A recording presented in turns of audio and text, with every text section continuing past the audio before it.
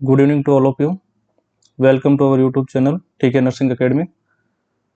Previous class में हमने कुछ क्वेश्चन डिस्कस किए थे आपके नर्सिंग से रिलेटेड एग्जाम से। आज हम कुछ और क्वेश्चन डिस्कस करने वाले हैं। ठीक है, सभी जुड़ जाइए प्लीज़। आपका रिसेंटली जो एग्ज़ाम आने वाला अभी अपकमिंग वो मोस्ट ऑफ शायद RML का ही है। तो RML के एग्ज़ाम को देखते हुए हमने प्रिपेयर किया पेपर ये। ठीक है, क्वेश्चन भले ही कम हो लेकिन हम 10-15 क्वेश्चन के साथ ही 40 से 50 क्वेश्चन करने की कोशिश करेंगे, कवर ऑफ करने की। ठीक है,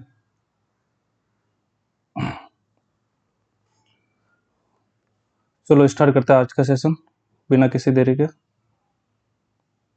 पहला क्वेश्चन आपका, गेलिजिस साइन या Allis sign seen in. Option A दे रखा आपको लैक्टोज इंटॉलरेंस, ऑप्शन बी दे रखा पेंक्रियाटाइटिस, ऑप्शन सी दे रखा DDH यानी developmental dysplasia of hip and option D दे रखा नन ऑफ द अबव।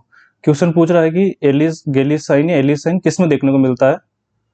ठीक है, पहला ऑप्शन दे रखा लैक्टोज इंटॉलरेंस। अपना पढ़ने का पैटर्न कल जैसे रहेगा, यानी हम क्वेश्चन के साथ साथ जो भी ऑप्शन दे रखे हैं उनको भी हल्का हल्का सा क्लेरिफाई करते जाएंगे ताकि आपको बेसिक इंट्रोडक्शन मिलता रहे हर ऑप्शन के बारे में।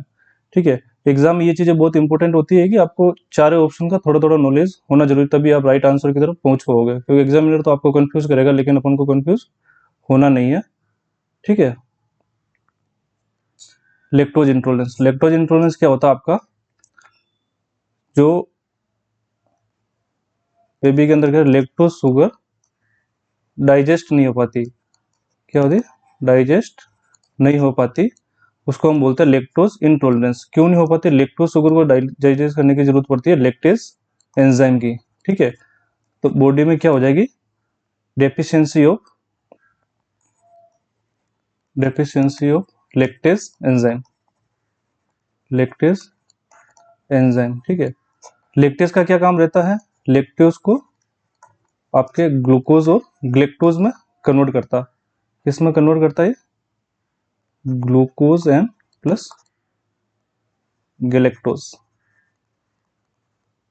परसों काफी कमला नैतिक राइटिंग सही नहीं, आज राइटिंग सुधारने की कोशिश करेंगे। ठीक है, तो बेबी में क्या लैक्टोज इंटॉलरेंस वाली कंडीशन में क्या होगा, बॉडी के अंदर लैक्टेज एंजाइम की डेफिशिएंसी होगी, जिसकी वजह से क्या होगा, लैक्टोज ग्लूकोज प्लस ग्लेक्टेज में कन्वर्ट नहीं हो पाएगा और लैक्टोज डाइजेस्ट नहीं हो पाएगी।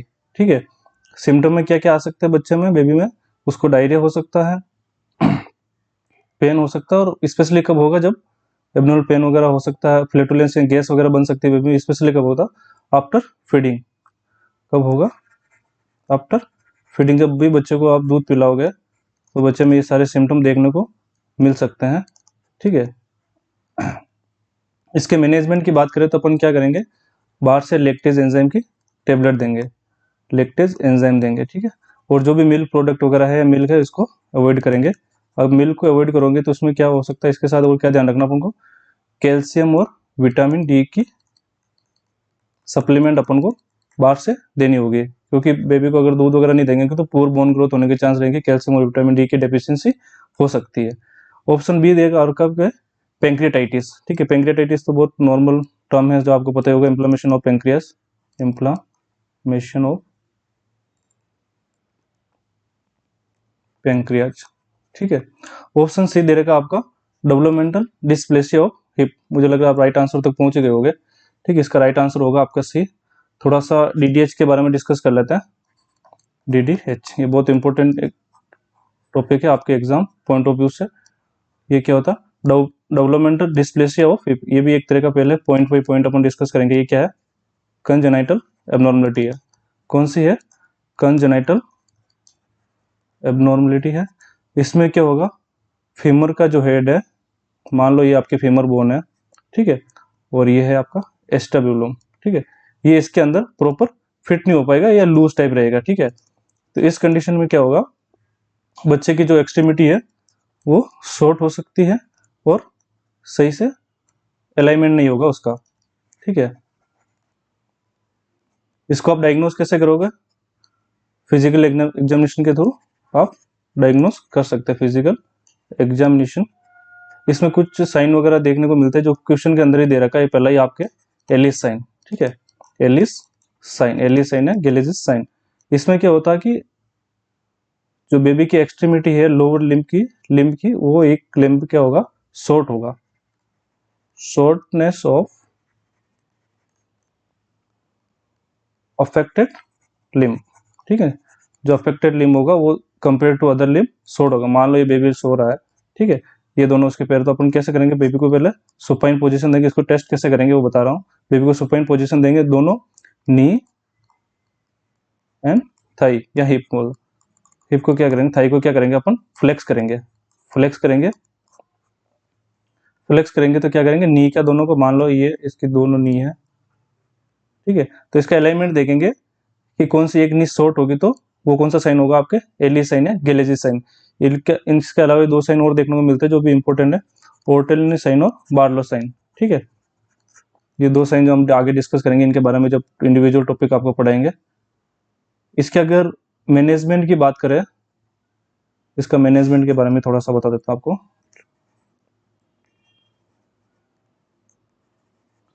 डीडीएच में क्या करते हैं, इससे रिलेटेड क्या, एक तो साइंस से रिलेटेड आपके क्वेश्चन बन सकता है और दूसरा मैनेजमेंट, ठीक है। मैनेजमेंट में आप क्या करेंगे, देखिए आपका मैनेजमेंट सबसे पहले इसका एक सर्जिकल करेक्शन ही इसका फाइनल, सर्जिकल करेक्शन ही फाइनल मैनेजमेंट है, ठीक है। सर्जरी अब क्वेश्चन बन सकता है कि सर्जरी कब कर सकते हैं, तो आफ्टर 6 मंथ, कब करेंगे सर्जरी डीडीएच में, after 6 month from birth, birth से 6 महीने के बाद बेबी की सर्जरी करेंगे। तो भाई साहब 6 महीने तक अपन क्या करेंगे, 6 महीने तक बेबी को पाउलिक हार्नेस पहना के रखेंगे, ये है, ये है आपका पाउलिक हार्नेस, ठीक है, ये भी काफी टाइम एग्जाम में पूछ सके क्वेश्चन है, ये आपका पाउलिक हार्नेस, ये भी एक प्रकार का क्या होता है, स्प्लिंट मान सकते हो इसको, सॉफ्ट, एक तरह का सॉफ्ट स्प्लिंट होता है, ठीक है। ये क्या करेगा, जैसे ये फीमर है, फीमर का हेड है और यहाँ जो लिगामेंट होगा ना, इनकी इंजरी को बचाएगा। तो किसके लिए मेनली यूज करते, टू प्रिवेंट फ्रॉम लिगामेंटल इंजरी, किसके लिए यूज करते हैं, 6 महीने तक बेबी को कोई और इंजरी नहीं हो, लिगामेंट इंजरी से प्रिवेंट करने के लिए, ठीक है। 6 महीने के बाद इसकी सर्जरी की जाएगी। सर्जरी के बाद भी पोस्ट ऑप में क्या ध्यान रखना है, पोस्ट ऑप में बेबी को ये होता है स्पाइका कास्ट, यानी कास्ट पहना के रखेंगे इसको, प्लास्टर ऑफ पेरिस से, ये वाला, जैसे मान लो जिस, अगर दोनों में अफेक्टेड है तो दोनों तरफ इस टाइप का, दोनों पैर और थोड़ा सा ये पेल्विक एरिया भी इसके साथ इन्वॉल्व कास्ट करेंगे, ओनली पेरिनियल एरिया उसको एक्सपोज रखेंगे, पेरिनियल एरिया को क्या रखेंगे, एक्सपोज, ठीक है, ये भी अपन को ध्यान रखना। और अगर मान लो एक अफेक्टेड है, एक साइड में अगर डीडीएच है तो एक साइड वाला रखेंगे, दूसरा हाफ, ताकि मूवमेंट वगैरह करता रहे, ये आपका होगा हिप, ये भी काफी इंपॉर्टेंट है आपके एग्जाम पॉइंट ऑफ व्यू से।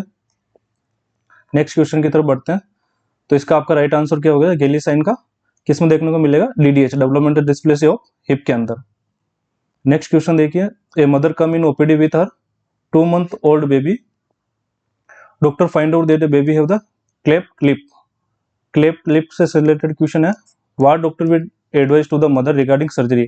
क्वेश्चन पूछ रहा है कि एक मदर है जो अपने 2 महीने के बेबी को लेकर क्लिनिक ओपीडी में आई है, डॉक्टर ने नोट किया फिजिकल एग्जामिनेशन के बाद कि बच्चे को क्या है, क्लेफ्ट लिप है, तो डॉक्टर मदर को क्या एडवाइज करेगा कि सर्जरी कब करनी है, ठीक है। ऑप्शन ए दे रखा need to do surgery within 6 month, option B दे रखा after 1 year of age, option C दे रखा बोथ ए एंड बी, ठीक है, ऑप्शन डी दे रखा नन ऑफ दी एबव। फटाफट आंसर दीजिए इसका भी। क्लेफ्ट लिप, तब तक मैं आपको क्लेफ्ट लिप के बारे में बता देता हूँ थोड़ा सा, ठीक है। इसका चलो राइट आंसर आपका हो गया, need to do surgery within 6 महीने के अंदर अंदर अपन को सर्जरी करनी, ठीक है। क्वेश्चन पूछा गया आपसे क्लेफ्ट लिप, ठीक है।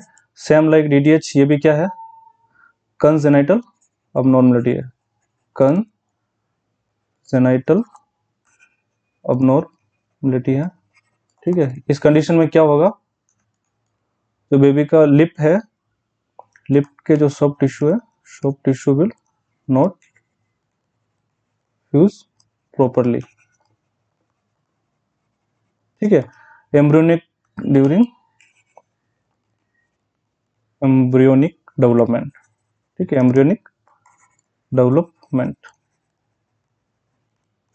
इससे रिलेटेड क्वेश्चन क्या बन सकता है, क्लेफ्ट लिप क्या हो गया आपका, लिप एम्ब्रियोनिक डेवलपमेंट के टाइम जो भी लिप के सॉफ्ट टिश्यू वो प्रॉपरली फ्यूज नहीं हो गए, उसके बीच में गैप देखने को मिलेगा आफ्टर बर्थ, ठीक है।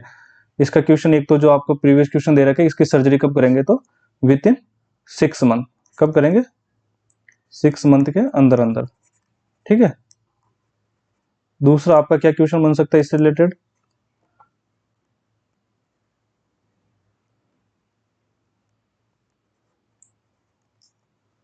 इसका दूसरा क्वेश्चन आपके सर्जरी से रिलेटेड बन सकता है। ठीक है, लिप पैलेट की सर्जरी को क्या बोलते हैं, चीलियोप्लास्टी या लेबियोप्लास्टी, क्या बोलते हैं, चीलियोप्लास्टी या लेबियोप्लास्टी। सर्जरी के रिलेटेड आपके क्या क्वेश्चन आ सकते हैं एग्जाम में, पोस्ट ऑप से रिलेटेड है। ठीक है, यानी पोजीशन वगैरह, ये भी एक इंपॉर्टेंट टॉपिक है। तो लिप पैलेट के अंदर आपको क्वेश्चन दे रहे हैं बच्चों को पोस्ट ऑप में हम कौन सी पोजीशन देंगे। ठीक है, तो बच्चों को देंगे अपन सुपाइन पोजीशन। कौन सी देंगे, सुपाइन पोजीशन। पहली प्रायोरिटी आपको हमेशा इसको ही देनी है, सुपाइन पोजीशन। अगर क्वेश्चन में सुपाइन पोजीशन नहीं दे रखे और दे दिया आपको अनअफेक्टेड साइड लाइन, ठीक है, अनअफेक्टेड साइड में बच्चों को लेटा कर रखना, तो इसके साथ तब ये जाना। अगर दोनों दे रखे क्वेश्चन में तो आपको जाना हमेशा सुपाइन के साथ। ठीक है, कौन सी नहीं देंगे, कॉन्ट्रा इंडिकेट कौन सी होगी इसमें, आपकी होगी प्रोन पोजीशन। बच्चों को उल्टा नहीं लेटाना, प्रोन पोजीशन, क्योंकि सर्जिकल साइट पे सुचरिंग वगैरह के, सर्जिकल साइट पे इंजरी होने के चांस रहते हैं, सर्जरी साइट में इंजरी हो सकती है, सुचर वगैरह। और क्या ध्यान रख सकते हो बच्चे का, सर्जरी साइट है, सर्जिकल साइट को keep dry and clean, dry and clean. ठीक है, पोस्ट ऑप में बच्चों को ध्यान रखना कि सर्जिकल साइट वेट नहीं होनी चाहिए, उसको ड्राई रखना और क्लीन रखना है। और बच्चों के हाथ को रेस्ट्रिक्ट करना। ठीक है, हैंड रेस्ट्रेंट यूज कर सकते हैं अपन, क्योंकि छोटे बच्चे हाथ को लिप के जो भी सुचर वगैरह पैकिंग वगैरह लगे उसको हटाने की कोशिश, ड्रेसिंग वगैरह हटा सकता, तो उसके लिए क्या करना, बच्चा में हैंड।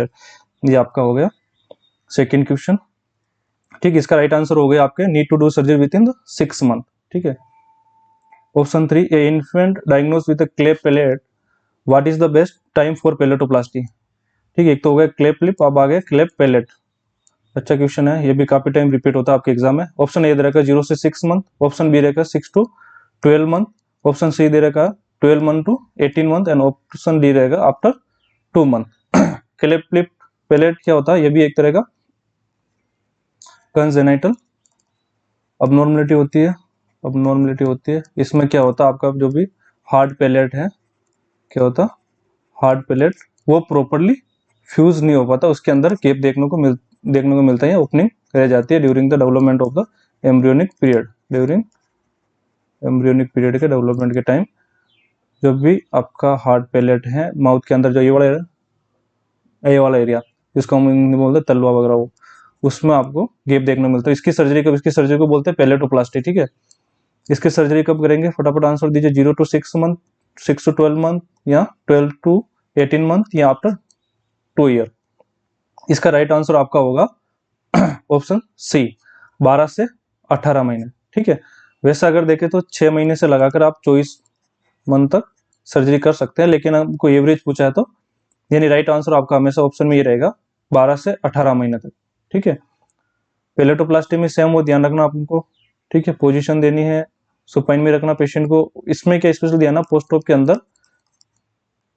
अंदर क्या ध्यान रखना, पैलेटोप्लास्टी में ब्लीडिंग से रिलेटेड। ठीक है, कि इंटरनल माउथ के अंदर ब्लीडिंग वगैरह तो नहीं हो पा रही, तो बेबी को बार बार माउथ ओपन करके देखना अपन को। ठीक है, इसके अंदर ओरल पैकिंग रखते हैं। ठीक है, सर्जरी के बाद भी थोड़े टाइम के लिए, तो उसका भी ध्यान रखना। और इंट्रा ऑपरेटिव की बात करें तो जो भी असिस्टेंट कर रहा है, नर्सिंग ऑफिसर असिस्ट कर रहा है सर्जन को, उसका क्या काम, मेन काम है गोज काउंटिंग को। Goes count very very important, उसको काउंट करके रखने हैं नर्सिंग ऑफिसर को कि कितने गोज हो गए। कोई अंदर पैलेट के अंदर जो ऑपरेट सर्जन कर रहे हैं, ऑपरेट अंदर कहीं रह गए तो जितने गोज दे रहे हो वापस उतने लिए नहीं लिए, वो सारा आपको काउंट करना। ठीक है, next question number 4, A nursing officer working in the paediatric ward and he or she seen that the one baby having coughing, choking while feeding. ठीक है, cyanosis after feeding, what should nursing officer suspect that the baby, एक nursing officer है जो paediatric ward में काम कर रहा है, उस बच्चे को फीडिंग किया, तो उसको क्या देखने को मिला, बच्चे को कफ हो रहा है और चोकिंग हो रही है, और फीडिंग के बाद अनएक्सपेक्टेड साइनोसिस देखने को मिल रहा है, तो आप क्या सस्पेक्ट करोगे। ठीक है, ऑप्शन ए दे रखा क्लेप पैलेट, ऑप्शन बी रहेगा पाइलोरिक स्टोनिसिस, ऑप्शन सी दे रखा आपको ट्रेकियोइसोफेजियल फिस्टुला, एंड ऑप्शन डी रखा जीआरडी। फटाफट आंसर देखो, क्लेप पैलेट के बारे में तो हमने पढ़ ही लिया, तो हमने कहीं कपिंग वगैरह की है अपने सुना ही ना डिस्कस किया, तो मतलब ये आंसर होगा नहीं। पाइलोरिक स्टोनिसिस में और ट्रेकियो इसोफेजियल फिस्टुला और जीआरडी। ठीक है, इसका राइट आंसर होगा आपका सी, ट्रेकियो इसोफेजियल फिस्टुला। ठीक है, ये भी आपका एक तरह का कंजेनाइटल अबनॉर्मलिटी है, कंजेनाइटल अबनॉर्मलिटी है। ठीक है, अगर मदर प्रेगनेंसी के टाइम अगर ज़्यादा टाइम तक उसको रेडिएशन थेरेपी, रेडिएशन के एक्सपोजर तो होने के चांसेस रह सकते हैं, या फिर मेटरनल अगर टेराटोजेनिक ड्रग यूज करे तो हो सकता है, या फिर मेटरनल इन्फेक्शन लाइक टोर्च वगैरह तो होने के चांसेस रहता है। इसमें क्या होता है, ट्रेकियो इसोफेजियल, जैसे नाम से पता लग रहा होगा, ट्रेकिया और इसोफेगस के अंदर, इसोफेगस अब नॉर्मल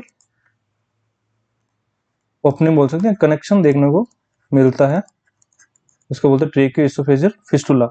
जीआरडी क्या होता है आपका, गैस्ट्रो इसोफेजियल रिफ्लेक्स डिजीज, यानी गैस्ट्रिक कंटेंट अब नॉर्मली बाहर आएगा। ठीक है, क्यों आएगा, इसका कारण कुछ भी हो सकता है, जैसे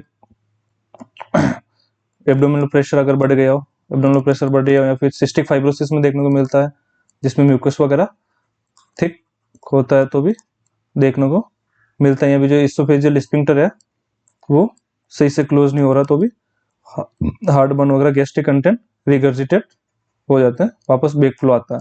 ठीक है, ये होगा पाइलोरिक स्फिंक्टर में स्टोनोसिस में नैरोइंग आ जाती है। ठीक है, नैरोइंग इन पाइलोरिक स्फिंक्टर। ठीक है, ये होगा आपका पाइलोरिक। तो इसका राइट आंसर क्या आएगा आपका, से ट्रेकियो इसोफेजियल फिस्टुला। ये ट्रेकियो इसोफेजियल डिफरेंट टाइप के होते हैं। ठीक है, 5 टाइप के होते हैं, जो हम इंडिविजुअल टॉपिक में हम जल्दी एग्जाम के बाद एक एक क्लास लेंगे, तब आपको डिटेल में और बताए जाएंगे। Question number 5, what is the correct sequence of drug administration in modified ECT. ECT से रिलेटेड क्वेश्चन आया, ये भी आपका बहुत इंपॉर्टेंट क्वेश्चन है। ऑप्शन ए दे रखा अनेस्थेटिक एजेंट, फिर देंगे ऑक्सीजन इनहेलेशन, फिर देंगे एट्रोपिन सल्फेट या सक्सिनलकोलिन, देन ईसीटी। क्वेश्चन पूछे ईसीटी देने के लिए आपको ड्रग का किस सीक्वेंस में आपको ड्रग पेशेंट को देनी है। ठीक है, ऑक्सीजन इनहेलेशन ऑप्शन भी दे रखा, ऑक्सीजन इनहेलेशन पहले देंगे, फिर हम अनेस्थेटिक एजेंट देंगे, फिर सक्सिनलकोलिन, फिर एट्रोपिन और देन ईसीटी। ऑप्शन सी दे रखा, पहले हम एट्रोपिन सल्फेट देंगे, फिर एनेस्थेटिक एजेंट देंगे, फिर सक्सिनलकोलिन, देन ऑक्सीजन और ईसीटी। ऑप्शन डी दे रखा, पहले सक्सिनलकोलिन, फिर एट्रोपिन सल्फेट और फिर anaesthetic agent, then oxygen, then ECT. ठीक है, राइट आंसर बताओ फटाफट, तब तक ईसीटी के बारे में आपका कुछ डिस्कस कर लेते हैं। ECT electroconvulsive therapy, electroconvulsive therapy. ठीक है, साइकेट्रिक डिसऑर्डर में दिया जाता, मेनली आपको दिया जाता है डिप्रेशन में, डिप्रेशन भी कैसा, विथ सुसाइडल आइडियाज। ठीक है, सिजोफ्रेनिया में दिया जाता है, सिजोफ्रेनिया, स्पेशली केटाटोनिक या paranoid schizophrenia, paranoid patient fear आता, और या फिर पोस्टपार्टम साइकोसिस है या डिप्रेशन है, पोस्टपार्टम। आप लैंग्वेज से मत जाना, जो मैं बोल रहा हूँ उसको आप पेपर लेकर नोट करते रहेगा, साथ साथ में आपके लिए इजी रहेगा अंडरस्टैंडिंग के लिए। पोस्टपार्टम साइकोसिस या डिप्रेशन। ठीक है, होता क्या ईसीटी,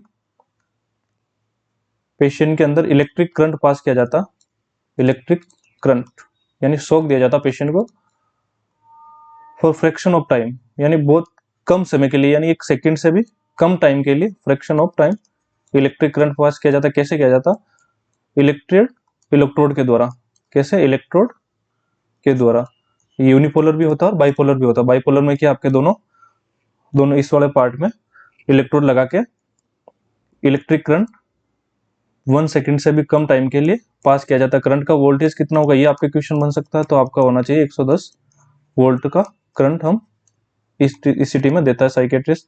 और कितने टाइम के लिए देंगे, तो 0.6 सेकेंड से 1 सेकेंड तक आप करंट पास किया जाता है। किस लिए देते हैं, कि पेशेंट में कन्वल्जन इंड्यूस करने के लिए, पेशेंट में सीजर इंड्यूस करने के लिए। ठीक है, इसके लिए अपन को क्या क्या प्रिपरेशन करनी होगी ईसीटी के लिए, पहले तो पेशेंट को एनपीओ रखना, क्या रखना, एनपीओ 4 to 6 और एनपीओ रखते मीन्स मोस्ट ऑफ किस टाइम में दी जाएगी, अर्ली मॉर्निंग। कब दी जाती है, अर्ली मॉर्निंग। ठीक है, कुछ खास प्रिपरेशन की जरूरत नहीं होती है, क्योंकि ऑलरेडी पेशेंट साइकेट्रिक है, तो उसको तो क्या ही प्रिपेयर करेंगे अपन।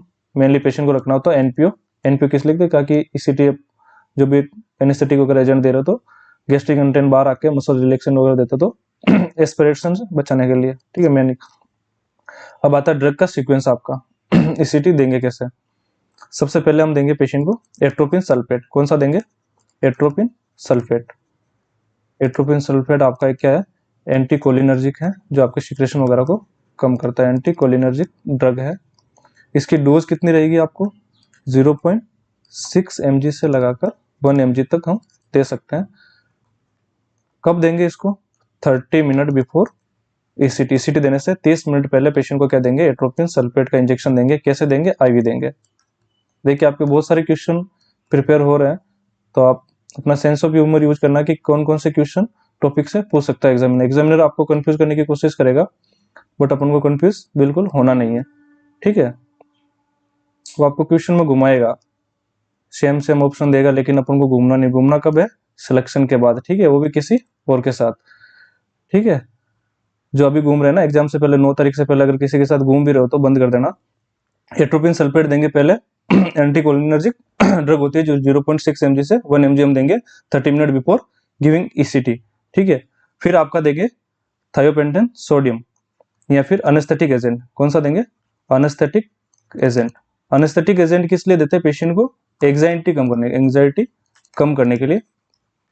क्योंकि पेशेंट को हम बोलेंगे भाई कल तेरे मॉर्निंग में शॉक लगेंगे, तो पेशेंट रात भर टेंशन से भी और डिप्रेशन में चला जाएगा। भाई साहब करंट पास करेंगे तो मुझे करंट देंगे। एनेस्थेटिक एजेंट में क्या यूज कर सकते हैं, थायोपेंटेन, कुछ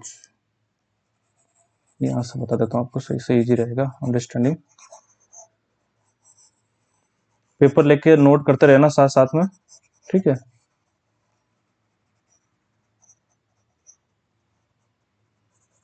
और आप भी जब पढ़ाई करते हो तो यही सीक्वेंस रखना। आप जो भी क्वेश्चन भले डेली आप कम सोल्व करो, लेकिन जो भी ऑप्शन दे रखे चारों क्वेश्चन के अंदर, चारों को हल्का हल्का सा क्लेरिफाई करके चलो, ताकि आपको एग्जाम में कोई भी क्वेश्चन आए तो आपको बेसिक नॉलेज होना जरूरी है कि आप कोरिलेट कर सकते हो ऑप्शन को कि हाँ ये क्वेश्चन से रिलेटेड है या बिल्कुल ही अलग है, ठीक है। ईसीटी के बारे में ड्रग के सीक्वेंस के रहेगी, ये आपसे क्वेश्चन में पूछा था। तो सबसे पहले देंगे अपन एट्रोपिन सल्फेट, कितना देंगे, 0.6 mg से 1 mg तक देंगे, और 30 मिनट बिफोर। देखिए आपको 3 क्वेश्चन क्लियर हो गए। पहले क्या देंगे, एट्रोपिन सल्फेट देंगे, कितनी डोज देंगे और कितने टाइम पहले देंगे, ठीक है। एट्रोपिन और इसका रूट क्या होगा, आईवी। एट्रोपिन हमेशा आईवी लगाता है। फिर देंगे एनेस्थेटिक एजेंट, क्या देंगे, एनेस्थेटिक एजेंट। एनेस्थेटिक एजेंट में क्या देंगे, आज मुझे लग रहा है राइटिंग थोड़ी सही है, थियोपेंटेन सोडियम, या फिर आप प्रोपोफॉल यूज कर सकते हैं। प्रोपोफॉल डॉक्टर पे डिपेंड करता है कि प्रोपोफॉल, ठीक है। इसका भी रूट कैसा रहेगा, आईवी रहेगा। ये किस काम देते हैं पेशेंट को, एनेस्थेटिक एंजाइटी को कम करने के लिए। किस लिए, इसका मोटो क्या रहता है अपन को देना है, एंजाइटी को कम करने के लिए, ठीक है। एनेस्थेटिक एजेंट के देने के बाद में देंगे सक्सिनाइल कोलिन। सक्सिनाइल कोलिन जो क्या होता है, मसल्स रिलैक्सेंट होता है एक टाइप का। ये क्यों देते हैं भाई मसल रिलैक्सेंट, क्योंकि हमने पहले ही पढ़ा था ईसीटी में, अपन क्या करेंगे, किस लिए देते हैं, कन्वर्जन को क्रिएट करने के लिए, पेशेंट में सीजर इंड्यूस करने के लिए। पेशेंट को अगर सीजर आ रहे हैं तो उस समय इंजरी, मस्कुलोस्केलेटल इंजरी होने के चांसेस रहते हैं। तो उसको to decrease the risk of musculoskeletal injury, ठीक है, ड्यूरिंग ईसीटी। इसकी डोज भी कितना रहेगी, सेम एट्रोपिन की जितनी, 0.5 से 1 mg पर केजी ऑफ बॉडी वेट, ठीक है। सक्सिनल कोलिन देंगे। फिर आप दोगे ऑक्सीजन इनहेलेशन, पेशेंट को फिर लगाएंगे ऑक्सीजन क्यों लगाएंगे, पेशेंट में हाइपोक्सिया वगैरह नहीं हो, ठीक है। हाइपोक्सिया से प्रिवेंट। फिर अपन दे देंगे भाई साहब करंट ईसीटी दे देंगे पेशेंट को, ठीक है।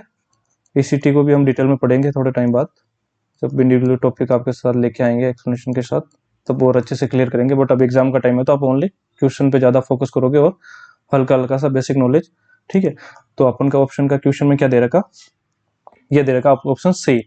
पहले देंगे एट्रोपिन सल्फेट, फिर देंगे anaesthetic agent, then succinylcholine, फिर देंगे ऑक्सीजन इनहेलेशन और देन ईसीटी, ठीक है। ये हो गया आपका ऑप्शन का राइट आंसर, हो गया option C is your right answer. Move on the next question.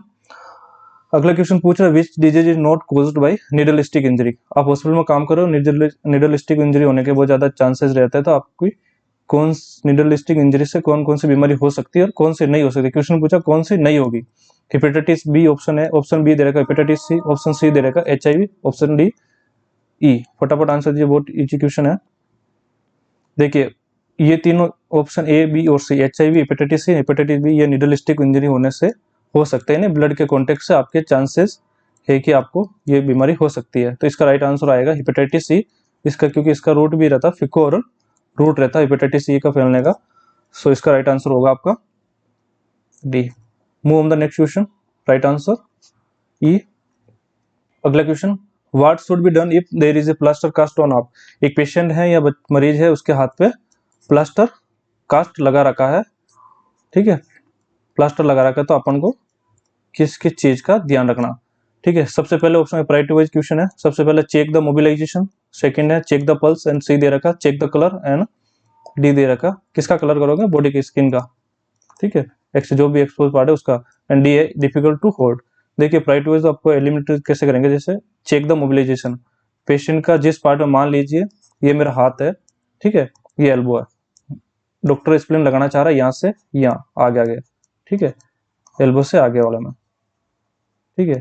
तो पहले question check the mobilisation, mobilisation तो अपन उसी टाइम जैसे हमको प्लास्टर चाहिए एल्बो से नीचे नीचे, अगर प्लास्टर लगाते टाइम ही ध्यान रखना है कि एल्बो के ऊपर तो नहीं है, तो हाथ पूरा लंबा तो नहीं हो रहा, इतना इतना चाहिए तो, ताकि ये ऐसा हाथों मूवमेंट पेशेंट कर सकता है, ठीक है। दूसरा पूछ रहा चेक द पल्स, पल्स इसलिए चेक करनी है कि ज्यादा प्रेशर तो नहीं पड़ गई है, ज्यादा उसी टाइम जब कास्ट अप्लाई करते हैं प्लास्टर ऑफ पेरिस, प्लास्टर उसी टाइम पेशेंट से पूछे भाई साहब ज्यादा टाइट तो फील नहीं हो रहा, ठीक है, ये भी कोई इतना कोई खास है नहीं। तीसरा है कलर, ठीक है, कलर किसका चेक करूंगा, फिंगर टिप का, ठीक है, जो भी डिस्टली जो पार्ट है प्लास्टर से उसका अपन इसको पहले तो एक्सपोज रखेंगे ब्लड सर्कुलेशन देखने के लिए, बार बार पार्ट को एक्सप्लोर रखना बहुत जरूरी है डिस्टली पार्ट को, ताकि अपन कास्ट अप्लाई करें कहीं इसके ऐसा तो नहीं हो कि ज्यादा टाइट बांध दिया हो और ब्लड वेसल्स कॉम्प्रोमाइज हो गई हो, कंप्रेस हो गई हो, जिसकी वजह से आगे का ब्लड सर्कुलेशन रुक गया हो, ठीक है।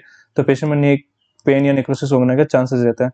डिफिकल्ट टू होल्ड, ये तो कोई सेंस है ही नहीं इसका भी, तो इसका राइट आंसर होगा अपन को क्या प्रायोरिटी देनी है पेशेंट के कास्ट लगाने के बाद, क्योंकि ऑलरेडी लगा रखा है उस पर कास्ट लगा रखा है, तो अपन को पेशेंट के जो भी डिस्टल पार्ट है उसका कलर चेक बार बार करते रहना कि उसको ब्लड सर्कुलेशन तो कॉम्प्रोमाइज नहीं हो रहा। Next question, option C is your right answer. Option question number 8, substance which play role in blood coagulation, blood coagulation के अंदर कौन सा इंपॉर्टेंट रोल प्ले या कोगुलेशन फैक्टर पूछ रहा मेनली। ऑप्शन ए दे रखा आपको सोडियम, ऑप्शन बी दे रखा कैल्शियम, ऑप्शन सी दे रखा आपको मैग्नीशियम सल्फेट, ऑप्शन बी दे रखा है पोटेशियम, ठीक है। सोडियम तो हो ही नहीं सकता, ठीक है, कैल्शियम आपका राइट आंसर है इसमें। ये ब्लड क्लोटिंग फैक्टर नंबर 4 है, जब आप क्लोटिंग फैक्टर पढ़ोगे तो उसमें अलग अलग टाइप के क्लोटिंग फैक्टर, ये कैल्शियम आयन पढ़ोगे, जो चौथे नंबर का आपका क्लोटिंग फैक्टर है। एमजीएसोफेयर आपका ड्रग ऑफ चॉइस है इन एक्लेम्सिया, किसमें, एक्लेम्सिया में ड्रग ऑफ चॉइस है। ये भी इंपॉर्टेंट क्वेश्चन है आपका, इसको भी आप नोट कर लीजिए, पोटेशियम नहीं। Next question, right answer calcium.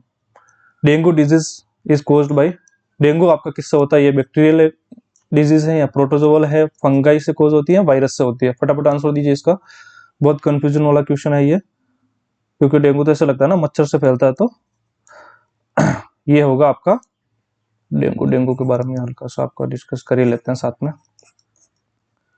Dengue एक तरह की कौन सी डिजीज है, वायरल डिजीज है। कैसी है, वायरल डिजीज है, तो इसका ऑप्शन राइट आंसर तो होगा आपका डी, ठीक है। वायरल डिजीज कौन सा वायरस इसको कोज करता है, तो फ्लेवी वायरस। कौन सा, फ्लेवी वायरस। ये आपको ऑप्शन के अंदर आर्बो ग्रुप भी दे सकता है, arbo group means arbo virus भी दे सकता है, कि जो भी वेक्टर बोर्न डिजीज है, कौन सी वेक्टर बोर्न डिजीज है, वो सारी कैटेगरी किसमें आएगी। वेक्टर बोर्न मींस किसी एनिमल से या फिर मॉस्किटो के थ्रू फैला दिया, जैसे मान लो ये कोई इन्फेक्टेड ए है, पर्सन है जो इन्फेक्टेड है, और ये पर्सन भी नॉर्मल इंसान है, तो एनिमल यानी मॉस्किटो की बात करें डेंगू के लिए, तो कौन सा मॉस्किटो इजिप्टाई मॉस्किटो होता है, वो इसके लिए रेस्पॉन्सिबल होता है। तो इन्फेक्टेड पर्सन को कट करेगा, इससे जो भी वायरल वायरस है वो इसके अंदर अपने अंदर लेगा, और दूसरे बंदा के हेल्दी पर्सन को कट करेगा, तो उसमें डेंगू फैलाएगा ये, ठीक है। डेंगू को हम साथ में क्या बोल सकते हैं, एक भी क्वेश्चन आता, bone break fever. Bone break fever, बहुत ज्यादा बॉडी के अंदर पेन होता है। सिम्टम की बात करें डेंगू के अंदर, तो बहुत वीकनेस होती है पेशेंट को, क्या होगी, वीकनेस होगी, चलो पेशेंट में वीकनेस होगी, ठीक है। बॉडी पेन होगी, बॉडी पेन होगी। मेनली क्या था डेंगू का, नॉर्मल आपको सबको प्लेटलेट्स काउंट कम होंगे तो ब्लीडिंग होने के चांसेस रहते हैं, ठीक है। स्टूल वगैरह में ब्लीडिंग देखने को मिल सकती है अगर प्लेटलेट्स बहुत ज्यादा काउंट कम हो जाए, नॉर्मल प्लेटलेट काउंट पूछे तो 1.5 लाख से 4.5 लाख, ठीक है, 1.5 टू 4.5 काउंट होती है प्लेटलेट्स ब्लड के अंदर, ठीक है। डायग्नोसिस में मेन यही करेंगे कि ब्लड टेस्ट करोगे, अगर कम है तो बाकी ब्लड टेस्ट इन्वेस्टिगेशन होती है, और एक टर्निकेट टेस्ट होता है जिसमें क्या कहता है आर्म के अंदर टर्निकेट बांध के थोड़े टाइम तक अगर ब्लीडिंग तो इस पर पेचेस देखने को मिलते हैं फोर आर्म पे, ठीक है, ये हम बाद में डिस्कस करेंगे। तो डेंगू क्या आपकी वायरल डिजीज है। Next question, option D is right answer. Drug of choice for the organophosphorus poisoning, ये भी आपका इंपॉर्टेंट क्वेश्चन है, एग्जाम में काफी टाइम पूछ चुका है, ठीक है। ऑर्गेनो फास्फोरस पॉइजनिंग में ड्रग ऑफ चॉइस कौन सी होगी। ऑप्शन ए दे रखा है एडिनालिन, ऑप्शन बी रखा है पेनिसिलिन, ऑप्शन सी दे रखा है एट्रोपिन सल्फेट, ऑप्शन डी रखा है एक्टिवेटेड चारकोल। एडिनालिन के बारे में तो हमने परसों क्लास ली तो बताया था, आपको याद ही होगा, एनाफाइलेटिक शॉक के अंदर ड्रग ऑफ चॉइस है, एनाफाइलेटिक शॉक के अंदर ड्रग ऑफ चॉइस है ये। पेनिसिलिन एंटीबायोटिक है तो इसको नहीं लेंगे हम। एट्रोपिन सल्फेट इसका राइट आंसर है, atropine sulphate is the drug of choice for the organophosphorus poisoning. Option D रहेगा आपका एक्टिवेटेड चारकोल, इसको हम बोलते हैं यूनिवर्सल एंटीडोट, एंटीडोट बोल सकते हैं या फिर drug of antidote, universal anti activated charcoal. Next question, right answer C. Which of the following is not an analgesic drug, आपसे क्वेश्चन पूछ रहा है कि 4 ड्रग दे रखी है, कौन सी पेन किलर नहीं है इसमें से। ऑप्शन ए दे रखा फेंटानिल, ऑप्शन बी दे रखा एसिटामिनोफेन यानी आपके पीसीएम, ऑप्शन सी दे रखा प्रोपोफोल एंड ऑप्शन डी रखा किट्रोलेक, ठीक है। ये आपके पीजे वगैरह में प्रीवियसली पूछ चुका क्वेश्चन। फेंटानिल ये भी सीवियर पेन में देते हैं पेशेंट को, जब सीवियर पेन होता है लाइक कैंसर वगैरह वाले पेशेंट में, और ये ओपोइड टाइप एनाल्जेसिक है, ओपोइड टाइप एनाल्जेसिक ड्रग है, ठीक है। ये तो आपका आंसर नहीं होगा। पीसीएम तो आपको सबको पता ही होगा, एसिटामिनोफेन, ये भी एनाल्जेसिक है। एनसेड्स कौन सी है, non steroid anti inflammatory drugs, एनसेड, तो ये भी आपका ऑप्शन नहीं होगा। प्रोपोफोल हमने इसी टीम में ड्रग क्या कही है, कौन सा एनेस्थेटिक एजेंट है, क्या है एनेस्थेटिक एजेंट, ठीक है। किटोलोग भी एनसेड टाइप का ड्रग, ये भी माइल्ड पेन के अंदर, माइल्ड टू सीवियर पेन के अंदर दी जाती है, तो इसका राइट आंसर होगा सी। प्रोपोफोल एक एनेस्थेटिक एजेंट है, नॉट है एनाल्जेसिक ड्रग, ठीक है, राइट आंसर सी। अगला, कुछ वीडियो को एंड करने से पहले कुछ आपको अच्छा कंटेंट देके जाता हूँ। ड्रग ऑफ चॉइस, कुछ ड्रग ऑफ चॉइस है जो आप नोट कर लीजिएगा एग्जाम पॉइंट ऑफ व्यू से। एट्रोपिन सल्फेट, एट्रोपिन सल्फेट किस में देते हैं, ऑर्गेनोफॉस्फोरस पॉइजनिंग की ड्रग ऑफ चॉइस है। इसके अलावा एवी ब्लॉक में भी ये ड्रग ऑफ चॉइस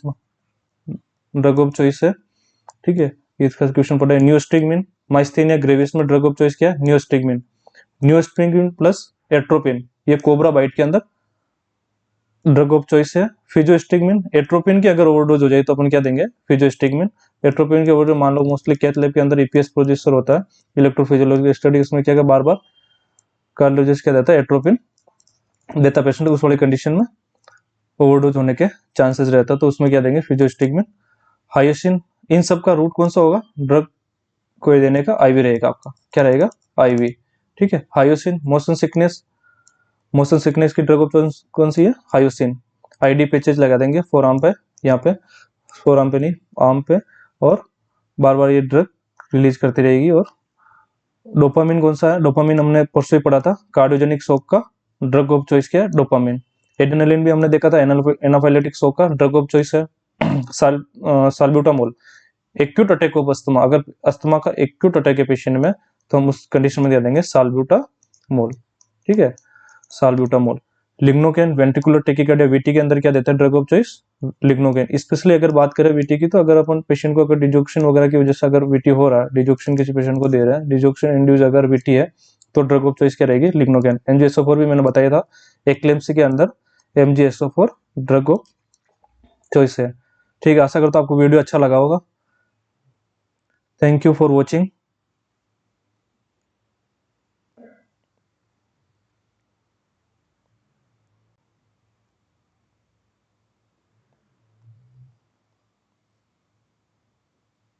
अगर कुछ डाउट हो तो आप कमेंट बॉक्स में कर सकते हो, कमेंट करके बताने की कोशिश करेंगे। Thank you.